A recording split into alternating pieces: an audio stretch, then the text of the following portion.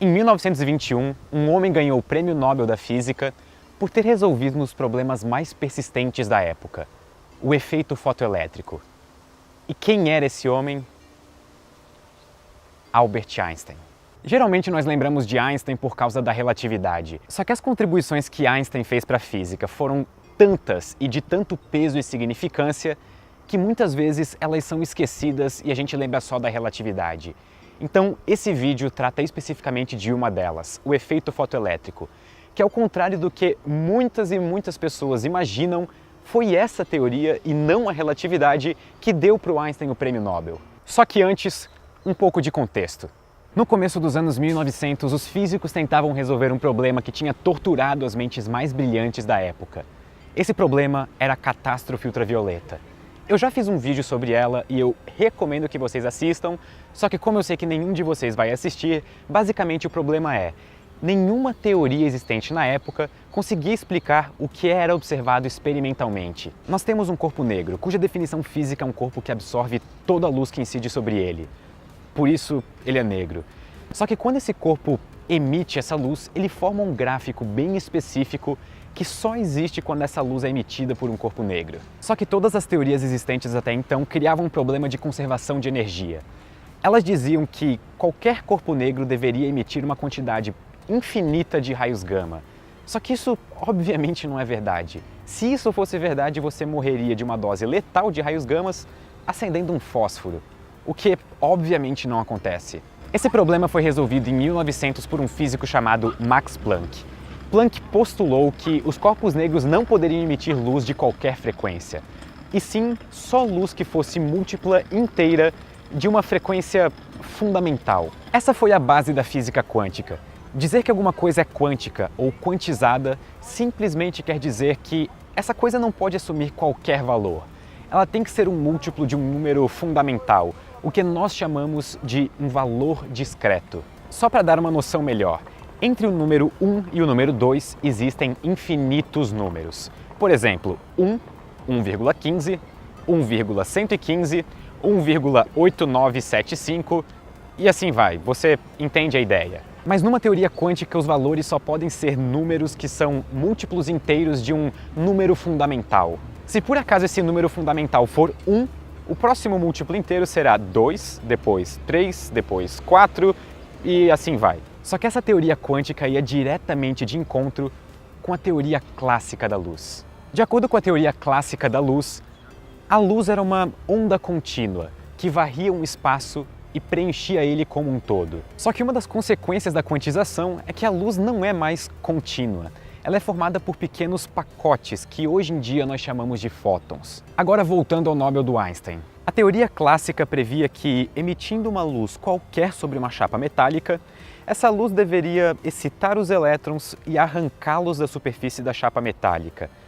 Como nós temos cargas se movendo, isso gera uma corrente elétrica. E a intensidade dessa corrente deveria depender da intensidade da luz e da energia de onda da luz. Mantendo a intensidade da luz emitida constante, nós esperamos que a corrente gerada parta de um valor mínimo, que pode ser zero quando não houver luz, e aumente conforme nós aumentamos a energia da luz sobre a chapa. Como a energia de uma onda depende da frequência dessa onda, então isso equivale a dizer que a intensidade dessa corrente gerada deveria depender da frequência de luz. Agora, quando nós vamos repetir esse experimento na vida real, nós observamos algo bastante inesperado. Para a maior parte das baixas frequências de luz, não importa a intensidade dessa luz, a corrente gerada é sempre zero. Ou seja, nós podemos emitir uma quantidade gigantesca de luz vermelha em uma chapa de cobre e ainda assim não arrancar nenhum elétron. Certas frequências de luz conseguem arrancar elétrons de chapas metálicas aparentemente sem fazer nenhum esforço. Só que outras frequências de luz, por mais intensas que sejam, não conseguem arrancar nenhum elétron. E isso não consegue ser explicado pela teoria clássica. Então, o que exatamente está acontecendo? E é aqui que entra Einstein. Utilizando a ideia da quantização de Planck, Einstein reafirmou a hipótese de que a luz é formada por pequenos pacotes de energia bem definidas. E essa energia só depende da frequência ou cor da luz. A grande sacada de Einstein foi não interpretar a luz por causa do seu caráter ondulatório, e sim pelo caráter corpuscular com que ela é absorvida e emitida. Ou seja, ele trata a luz como pequenos pacotes de energia. E ele também supôs que no processo que gera o efeito fotoelétrico, um elétron sempre vai absorver completamente um fóton.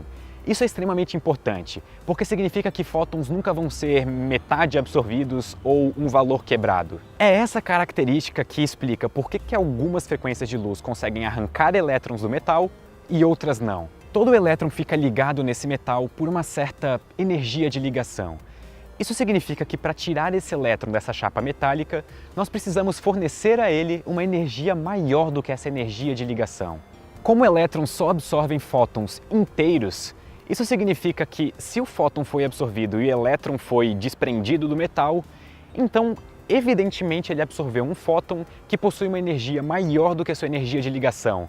Isso coloca um limite nas frequências de luz que conseguem arrancar elétrons de um metal. E é importante lembrar que esse limite é mínimo, ou seja, a partir daquela frequência de luz que os elétrons começam a ser arrancados. A teoria clássica dizia que os elétrons iriam absorver aos poucos esses fótons até serem desprendidos da chapa.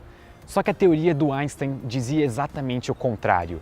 Os fótons só são absorvidos caso eles tenham a energia necessária para tirar o elétron da chapa. Caso contrário, eles passam direto.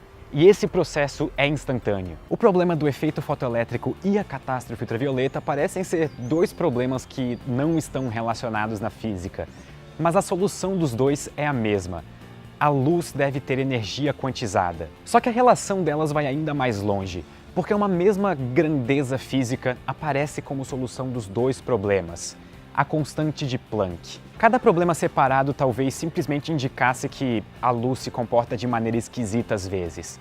Só que os dois problemas terem a mesma solução e a mesma grandeza física aparecendo neles, talvez signifique que a luz se comportar dessa maneira estranha não seja tanto uma anomalia. Esses provavelmente foram os momentos em que descobrimos questões ainda mais fundamentais acerca da nossa própria realidade.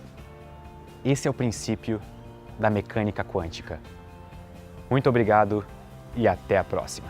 Se você gostou desse vídeo, saiba que ele só foi possível graças aos nossos assinantes do Catarse.